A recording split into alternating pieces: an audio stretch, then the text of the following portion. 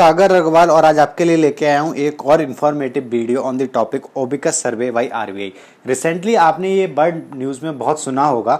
अगर आप economics news को फॉलो करते हैं तो रिसेंटली इकोनॉमिक्स टाइम्स ने एक आर्टिकल निकाला था अपने पेपर में, that is RBI launches latest round of quarterly survey on manufacturing sector.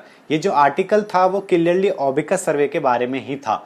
तो आइए दोस्तों हम जान लेते हैं कि जो ओबिकस सर्वे होता क्या है। देखिए, ओबिकस का मतलब होता है order book inventory and capacity utilisation survey. तो आरबीआई क्या करता है, एवरी क्वार्टर इंडिया की कुछ मैन्युफैक्चरिंग यूनिट्स को वो चुनता है एंड उनके जो ऑर्डर बुक्स होती हैं, इन्वेंट्री होती हैं और उनकी कितनी कैपेसिटी यूटिलाइजेशन रही उस रेस्पेक्टिव क्वार्टर में, उसका डाटा कलेक्ट करके एक सर्वे करता है। तो इसी को हम बोलते हैं ओबिकस सर्वे। तो अभी जो अप्रैल में जो क्वार्टर नया स्टार्ट हुआ है हमारा नए फाइनेंशियल ईयर का, उसमें आरबीआई ने ये सर्वे करना स्टार्ट किया है and that is the 49th round of this survey. RBI इस सर्वे को 2008 से करता हुआ आ रहा है। ओके, सो फर्स्ट सर्वे जो हुआ था वो मार्च दैट इज अप्रैल 2008 में स्टार्ट हुआ था। अप्रैल टू जून जो क्वार्टर होता है उसके लिए पहला ओबिकस सर्वे कंडक्ट किया गया था। ओके, तो अब हम जान लेते हैं दोस्तों कि आरबीआई ये सर्वे कंडक्ट करता क्यों है। एक्चुअली कोई भी सर्वे कंडक्ट करना तो आरबीआई का काम होता नहीं है, तो गवर्नमेंट का काम है। फिर आरबीआई को ऐसी क्या जरूरत पड़ती है कि उसको ये सर्वे कंडक्ट करना पड़ता है।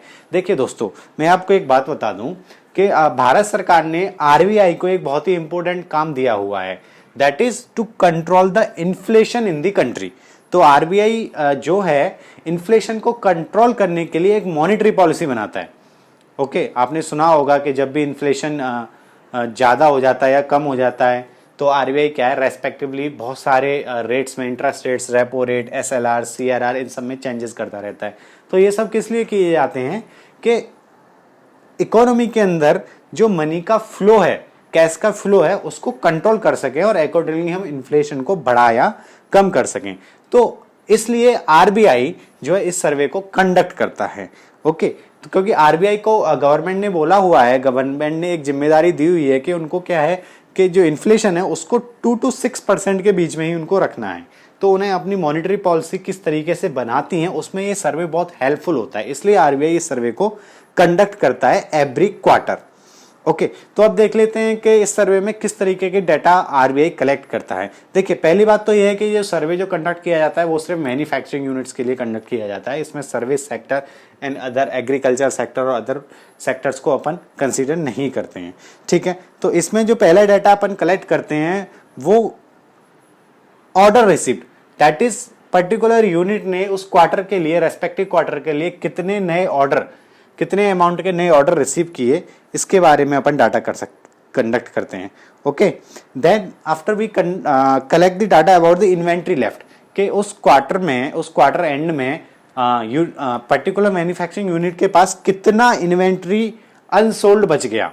ओके, इसके बारे में अपन डाटा करने के, इन्वेंट्री या फिनिश्ड गुड भी हो सकता है और वर्क इन प्रोग्रेस भी हो सकता है। ओके, जैसे कि मान के चलो कोई कार मैन्युफैक्चरिंग कंपनी है, उसने अब वो बहुत सारा रॉ मटेरियल उसमें यूज करती है।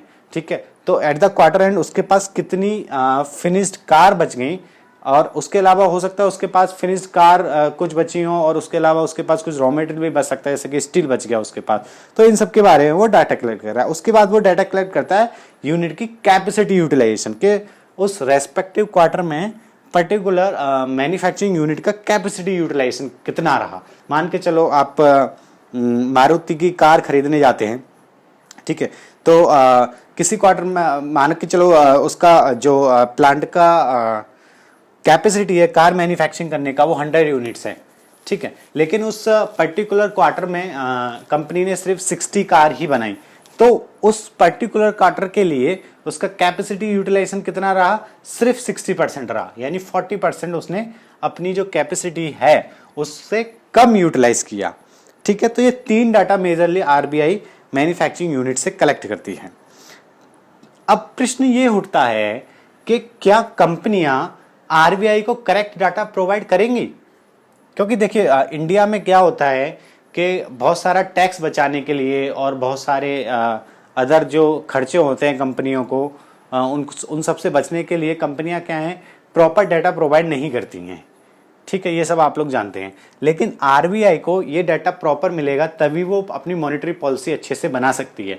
तो अब प्रश्न ये उठता है कि कंपनियां आरबीआई को प्रॉपर डाटा क्यों प्रोवाइड करेंगी, ठीक है। तो देखिए, सबसे पहले मैं आपको बता दूं कि ये जो डाटा कंपनियों से लिया जाता है ये बहुत ही कॉन्फिडेंशियल होता है। इसको किसी भी अदर गवर्नमेंट डिपार्टमेंट को, इनफैक्ट इनकम टैक्स डिपार्टमेंट और अदर गवर्नमेंट डिपार्टमेंट जो है उनको कभी भी डिस्क्लोज नहीं किया जाता है, ठीक है।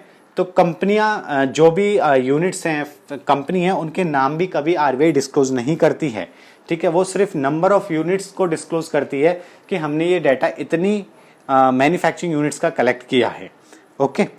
तो इसलिए कंपनियां क्या है, इसमें डरती नहीं है और प्रॉपर डाटा आरबीआई को प्रोवाइड करा देती हैं, ओके। तो अभी रिसेंटली क्या है, आरबीआई ने एक ओबिकस सर्वे जो लास्ट में जो उन्होंने डिस्क्लोज किया है अपना, वो है Q3 of last financial year, यानी कि अक्टूबर, नवंबर, दिसंबर को जो क्वार्टर एंड हुआ है, Q3 of last financial year, उसका सर्वे उन्होंने अपनी वेबसाइट पे लॉन्च किया है, जिसमें उन्होंने 704 मैन्युफैक्चरिंग यूनिट्स को कंसीडर किया था। 704 मैन्युफैक्चरिंग यूनिट से डाटा कलेक्ट किया और उनके बेसिस पे इस सर्वे का रिजल्ट निकाला। तो आइए हम जान लेते हैं कि उस सर्वे में क्या क्या फाइंडिंग रही। देखिए, सबसे पहले आरबीआई ने हमें कैपेसिटी यूटिलाइजेशन के बारे में बताया। जैसा कि आप इस ग्राफ में देख सकते हैं, ये जो ब्लू कलर की लाइन है, ओके, ये जो ब्लू कलर की लाइन है, ये मैन्युफैक्चरिंग यूनिट्स के कैपेसिटी यूटिलाइजेशन को बताती है। तो आप यहाँ पे देख सकते हैं कि लास्ट 4-5 क्वार्टर्स में अगर आप देखेंगे, 4 क्वार्टर्स में देखेंगे आप, तो जो कैपेसिटी यूटिलाइजेशन है वो कंटिन्यूअसली डिक्रीज हो रहा है, ओके। तो हमारी जो मैन्युफैक्चरिंग यूनिट्स हैं उनकी कैपेसिटी ज़्यादा है, लेकिन उनको इतने वर्क ऑर्डर नहीं मिल रहे हैं ताकि वो अपनी कैपेसिटी को फुली यूटिलाइज कर सकें। इनफैक्ट उनकी कैपेसिटी यूटिलाइजेशन जो है एवरी क्वार्टर ऑन क्वार्टर कम होता जा रहा है, ओके। तो ये जो है एक थोड़ा सा अपने लिए सोचने वाली बात है, क्योंकि इकोनॉमी डाउन चल रही है, उनको वर्क ऑर्डर्स नहीं मिल रहे हैं, तो उनका ऑब्वियसली कैपेसिटी यूटिलाइजेशन कम ही होगा। तो this is a concern for our economy.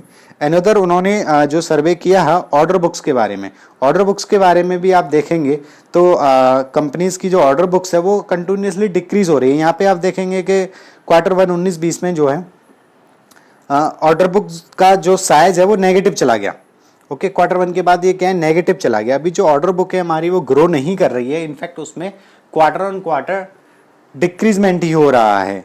जैसे आप देख सकते हैं यहाँ पे जो ग्रोथ रेट है वो नेगेटिव है हमारी ऑर्डर बुक्स की। तो this is also a major concern for our economy. Another, उन्होंने जो पॉइंट फाइंड आउट किया दैट इज फॉर इन्वेंट्री। आप यहाँ पे देखेंगे कि ये जो इन्वेंट्री है, फिनिश्ड गुड और रॉ मटेरियल दोनों का अलग अलग यहाँ पे दिखा हुआ है।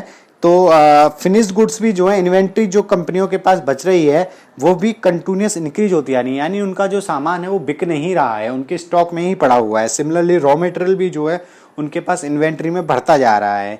They are not able to sold their finished goods, that's why both are increasing. So this is also a major concerns for our economy. तो ये था ओबिकस सर्वे के बारे में। आशा करता हूँ कि आप लोगों को कुछ समझ में आया होगा। If you find this video informative, please subscribe, share and like. Thank you.